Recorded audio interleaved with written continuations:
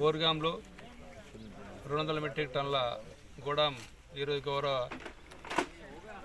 శాసనసభ్యులు సూర్యరెడ్డి గారి ఆదేశాల ప్రకారం ఈరోజు గోడాంకు భూమి పూజ చేయడం జరిగింది.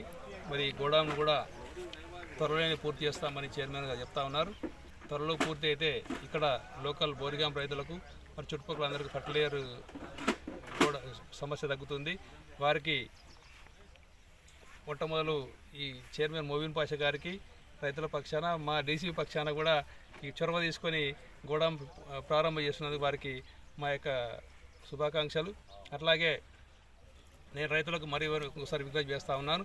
ఫర్టిలైజర్ గురించి అక్కడక్కడ ప్రైవేట్లో కొనకుండా మన సొసైటీ గోదాముల ద్వారా కొంటే నాణ్యమైన మరియు క్వాలిటీ ఉన్న ఫర్టిలైజర్ వస్తుంది. కనుక మీరు అందరూ కూడా ఫర్టిలైజర్ ఇక్కడే మన సొసైటీలో తీసుకోవాల్సిందిగా మీ అందరికీ విజ్ఞప్తి చేస్తూ ఉన్నాను.